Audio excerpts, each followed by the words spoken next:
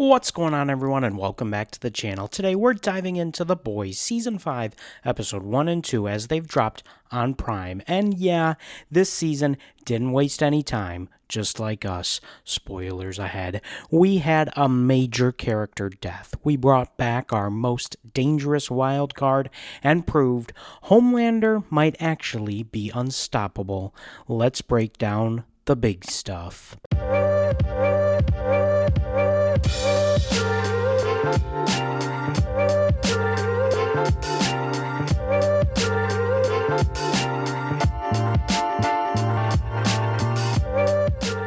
We pick up 1 year later, and the world is exactly where we feared it would be. Homelander is in control, not just as a soup, but politically, socially, culturally. I mean, he has the president as his butler.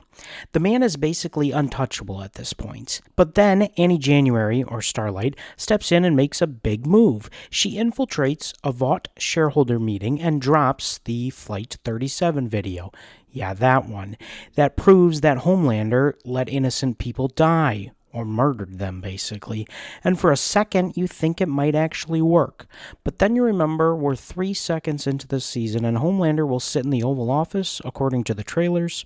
So Sister Sage and Ashley Barrett, who is now the Vice President of the United States, oh yeah, and she's also Discount Voldemort, they spin it immediately. They discredit the footage, call it AI, control the narrative, and boom, public trust stabilized. That's what makes this episode hit so hard. The truth doesn't matter anymore. Power does. Meanwhile, Huey, Mother's Milk, and Frenchie are locked in a camp, basically waiting to be executed. And Homelander, well, he needs to take out Butcher and Starlight. So what better time than to use them as bait? This turns into a full-on rescue mission with Butcher, Annie, and Kimiko linking up. We also are introduced to the Worm, a soup who literally tunnels them in a super weird and very boys way. Everything builds to chaos. Annie creates a distraction, the team battles, kills Love Sausage mid-fight, which again, a boys moment, and then Homelander corners Huey, and you think it's all over for our guy, but A-Train shows up and does his best X-Men Days of Future Past impersonation. A-Train saves Huey and finally chooses a side. He runs, Homelander chases. At the last moment, A-Train is about to run through an innocent lady, reminiscent of his first episode, but instead he speeds out of the way, ultimately dooming him, but saving the lady. His defiance of Homelander is firm. When Homelander catches him, he laughs right in his face. The growth and character arc of A-Train in this series is absolutely fantastic. Just as soon as you start to like him, because he truly does the right thing, Homelander gets the final laugh.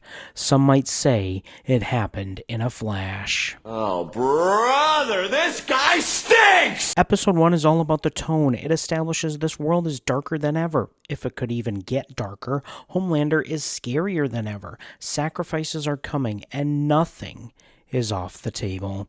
Episode 2 shifts gears into something more strategic and honestly more dangerous. Butcher takes the team to a lab run by Dr. Samir Shaw. And of course, Butcher lied to Dr. Shaw about how Victoria Newman died. And there's tension building within the team as to what to do with this Supe-killing virus. Their initial plan that they finally settle on is to test the virus on Rockhard from Teenage Kicks. A frat house, influencer house, and the Titans Tower all wrapped into one sort of thing. But before they can even execute the plan, Homelander wakes up Soldier Boy from cryostasis. And just like that, the board is flipped. Soldier Boy is promised freedom if he hunts down Butcher. He is totally not aware of the killer virus thing that's out there. Huey, Butcher, and Kimiko run into Soldier Boy. They're forced to retreat. Soldier Boy teams up with Jetstreak and Shailene. Everything collides at Teenage Kick's base. Soldier Boy and Jetstreak chase Huey to the house, where it looks like he's cornered. Frenchie saves the day by releasing the virus, and the result? Rockhard is dead, Jetstreak is dead, and Soldier Boy is seemingly dead, it's messy, brutal, and completely out of control. You can tell that's not really the whole story as we get 3 or 4 really long shots of the dead Soldier Boy. With Homelander distraught and leaving, we see Soldier Boy go full Undertaker. Roll the credits. These first 2 episodes set the tone for Season 5 perfectly. Homelander is going to be in a race with Wilson Fisk to see who can go more crazy. The boys are a fractured party, which could lead to some pretty messy drama as we move along. Butcher is ever so close to crossing the line of hero and villain, and the stakes are going to be very real for this final season of The Boys. So yeah, I loved it, and I cannot wait for more. Let me know what you thought in the comments down below. What are some other big moments that I missed, or some other small ones that I certainly didn't talk about? And once again, we are going to hit our stride for fantastic nerd content being released in 2026, so make sure you are subscribed to the channel. And now that you've got some time, you can go refill that popcorn bucket.